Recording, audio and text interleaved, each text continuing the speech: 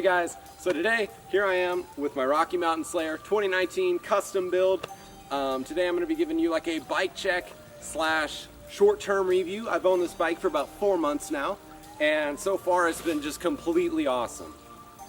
I think it's 4 months. Anyway, the frame is size large. I'm quite tall, I'm 6 foot, so I did a size large, feels great.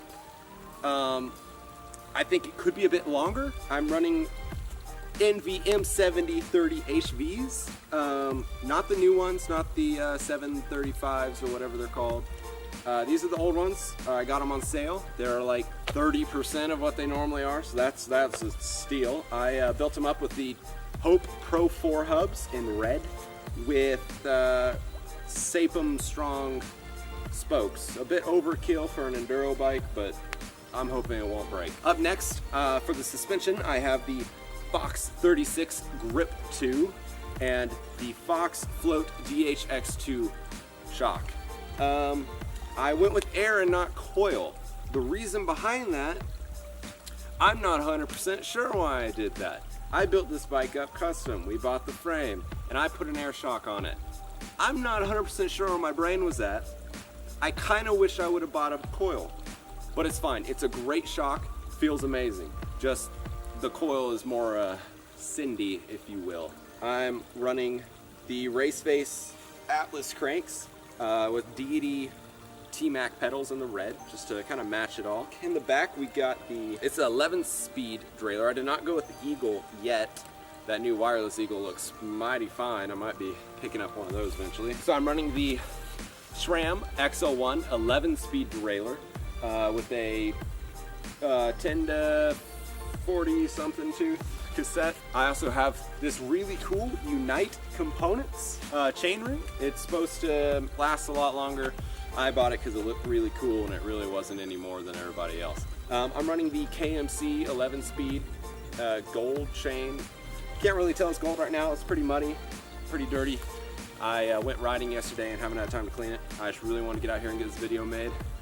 And so that's really it for the back of the bike. Oh yeah, Shimano Saints. Stopping power, more than enough. Again, maybe slightly overkill for an enduro bike, but I don't know, I love them. They're really good brakes. They're super consistent, and I have them on my downhill bike, and they're insane.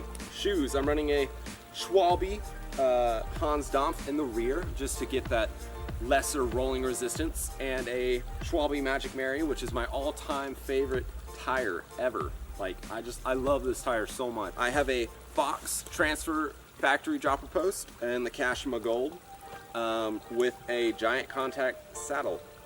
It's probably one of the cheapest saddles you can find. It's like $30, but my butt does not hurt when I ride on this saddle. Now up here to the cockpit, we have the Renthal Fat Bar Carbon 35s with some Deity, I do believe they're called Sidewinder grips.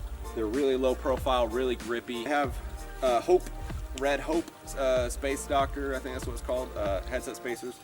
I got them in red, just a little flare, kind of expensive. I guess it was worth it. I also have probably the most expensive top cap available on the market.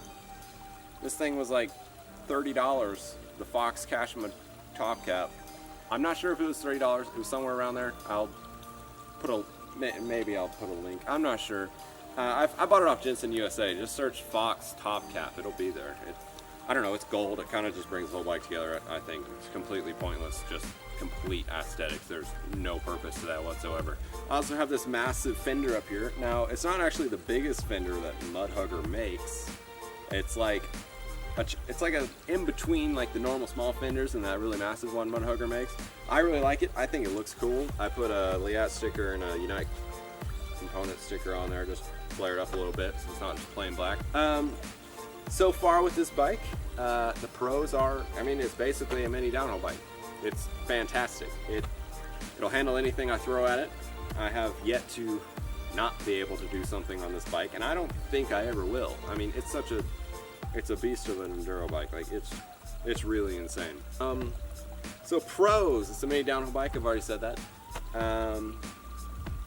Super fun, super playful. Really take anything I throw at it. It's just fun to ride. I mean, I think that's the most important thing is it's fast. You can go as fast as you want on it.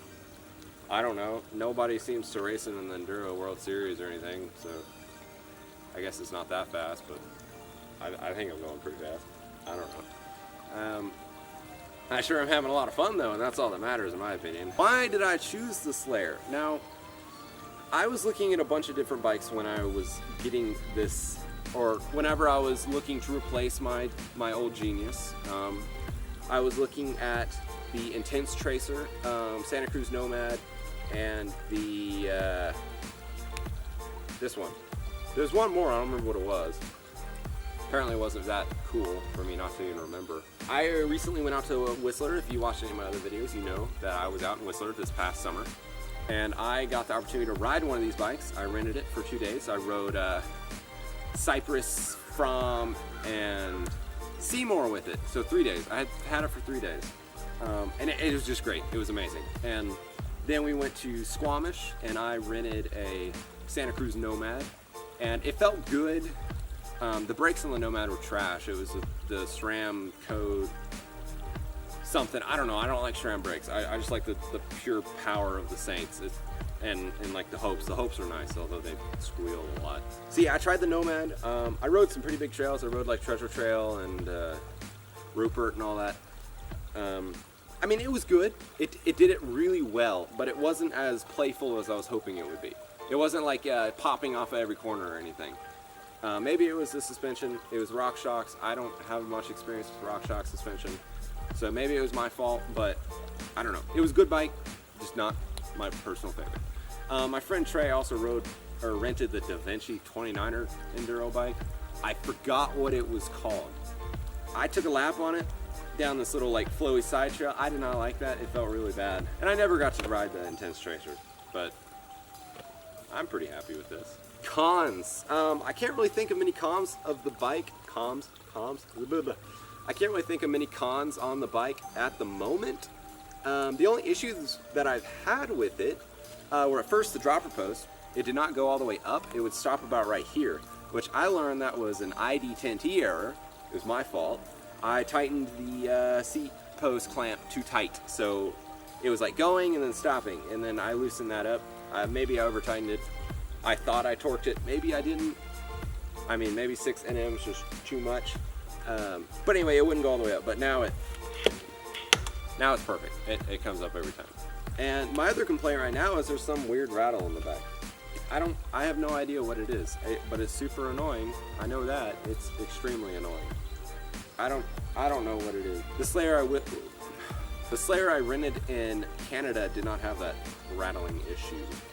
It was dead silent.